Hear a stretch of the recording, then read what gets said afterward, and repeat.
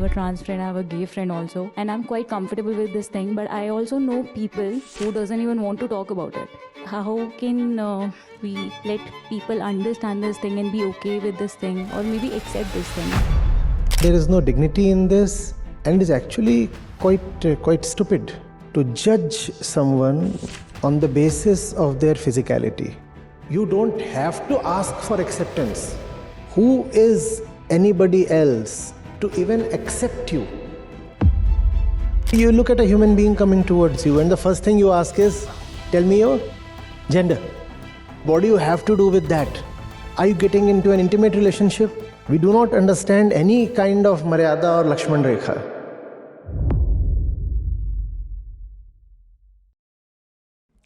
Good afternoon to the respected faculty, distinguished guests, students, and members of the AIIMS-Raipur community. Few institutions reflect disciplined inquiry, scientific thinking, and a commitment to nation building as strongly as AIIMS-Raipur. It is therefore a privilege to host a thinker who inspires us to question our assumptions and engage deeply with life's fundamental concerns. Acharya Prashant Ji is a contemporary philosopher, author, and public intellectual known for his clarity and fearless pursuit of truth. With over 160 books, including the bestseller Truth Without Apology, his work challenges conventional thinking and encourages honest self-reflection. Through his writings, talks, and digital presence, he reaches millions worldwide. Today, we are honored to host him here at AIIMS-Raipur. On behalf of the AIIMS-Raipur community, I extend a warm welcome to Acharya Prashant Ji. We look forward to an insightful and thought-provoking session. We welcome you, sir. A warm welcome to our respected Executive Director of AIIMS-Raipur, retired Lieutenant General Dr. Ashok Kumar Jindal, sir. I now humbly request him to felicitate Acharya Ji.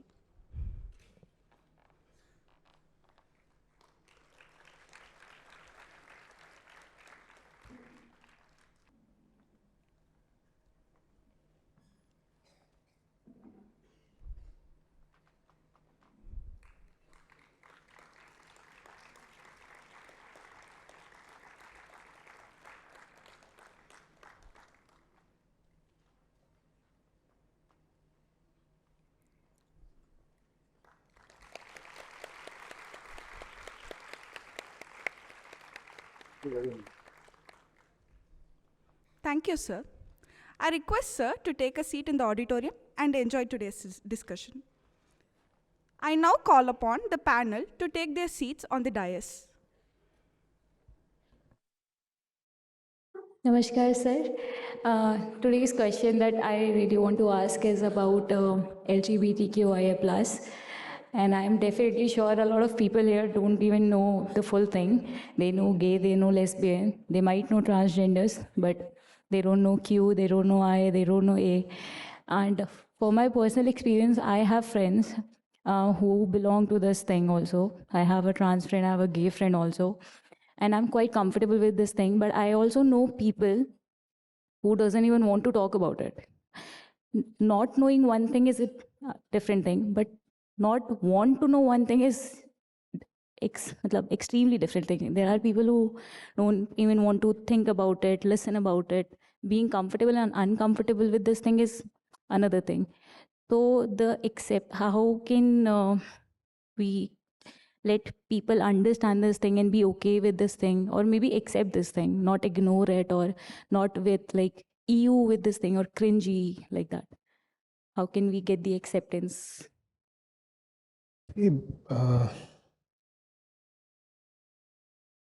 Even acceptance is not really needed. We are talking about alternate gender identities here.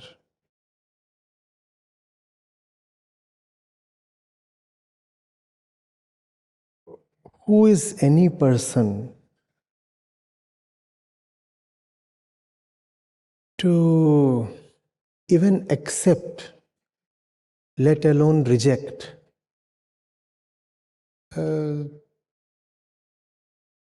somebody on the basis of gender identity or sexual orientation. There has to be a silent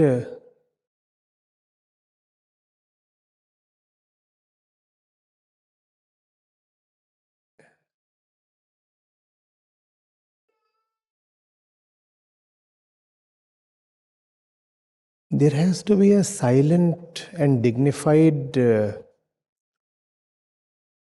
if I may say, indifference. As we sit here to discuss.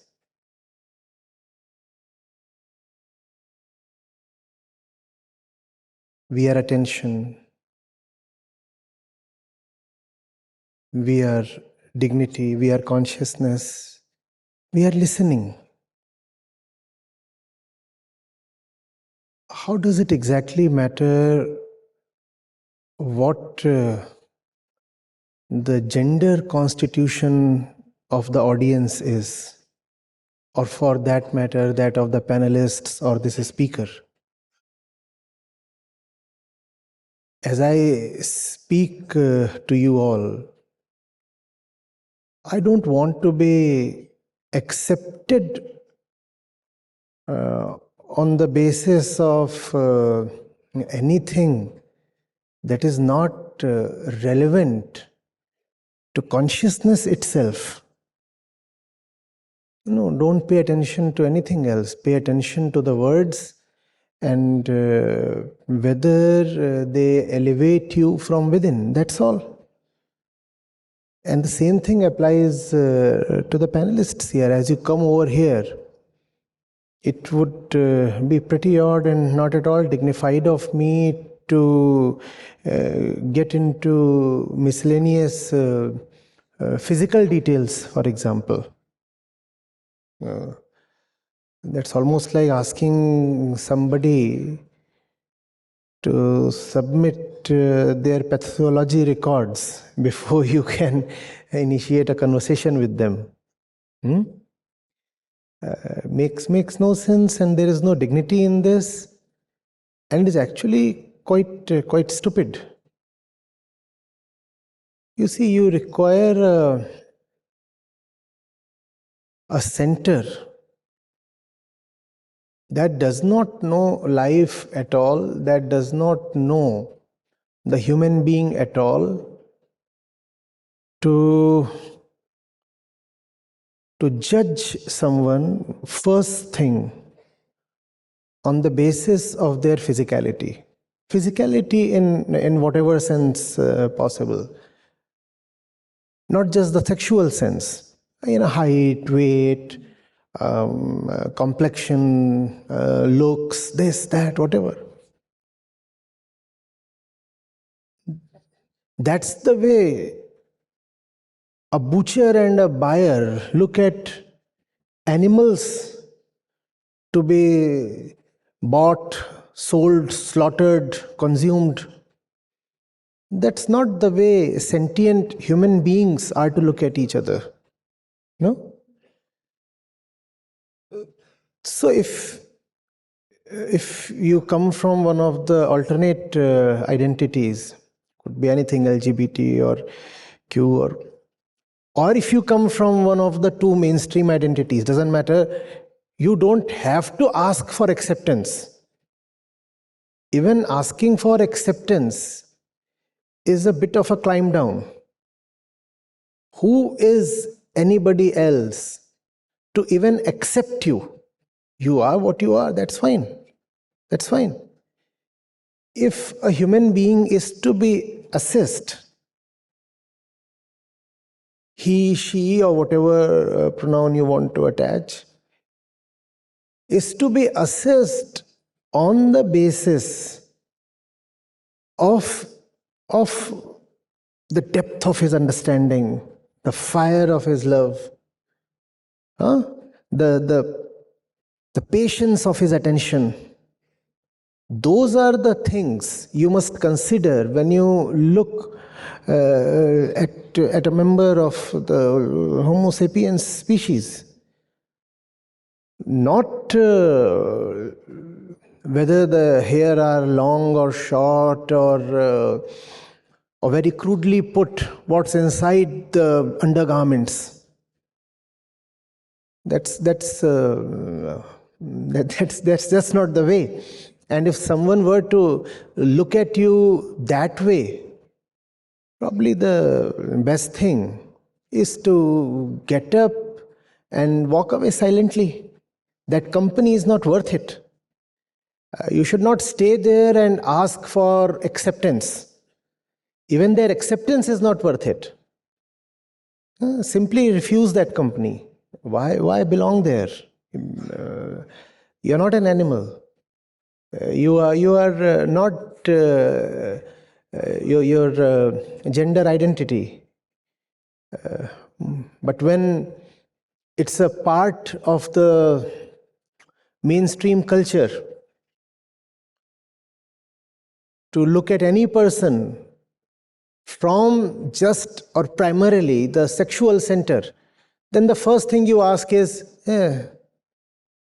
which gender do you belong to?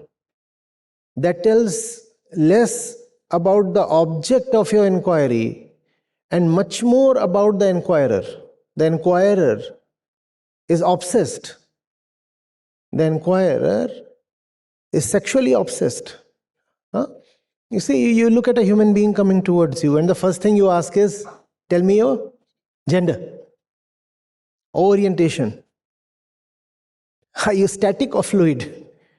What kind of questions are these? And what do you have to do with that? Are you getting into an intimate relationship? One can probably understand then. But in a university, at a marketplace, at a workplace, in matters of general social acknowledgement, why do you even need to know all these things about the other person? But we are not just intrusive, we are vulgarly intrusive. We don't bat an eyelid before getting into something. We are not supposed to. We do not understand any kind of Maryada or Lakshman Rekha. We can get into the neighbor's house, for example, and ask the newlywed bride, पोते का मुंह कब दिखा रही हो? This is equally obscene, equally intrusive. This is like just trespassing into somebody's very personal lawn. You know, just because you found the gate open. And you don't just walk, you trample it. You're not supposed to even get in. So, one has to move beyond the question. How to gain acceptance? Let the question be irrelevant. No, I don't want your acceptance. I don't want you to even look in that direction.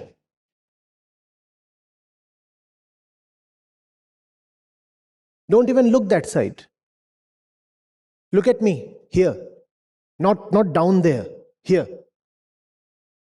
This is where the consciousness is. This is where I speak from.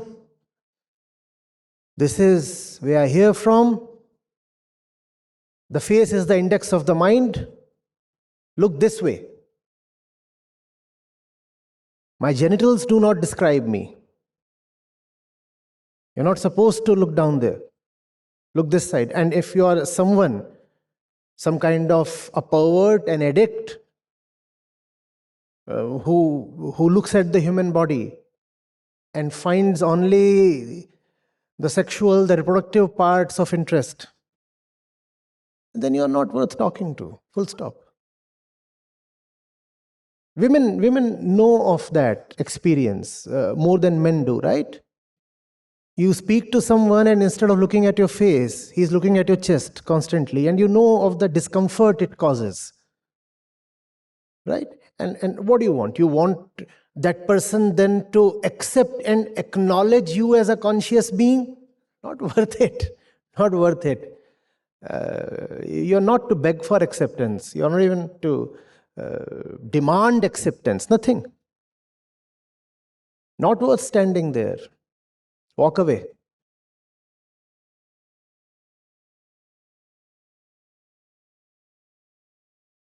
Just download the Acharya Prashant app, and there you go to the community section, and you have live testimonials streaming in at the rate of 1 every 5 minutes. I'm seeing lives change in thousands, if not millions, every day in front of my own eyes. We are doing it. Right. We have actually done it. Join the community of more than 2 lakh participants on the Acharya Prashant app.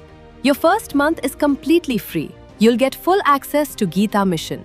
On the app, you will get regular live sessions, daily exclusive conversations with Acharya Prashant, access to the vibrant Gita community, wisdom exams, curated news, audiobooks, quotes, and much more.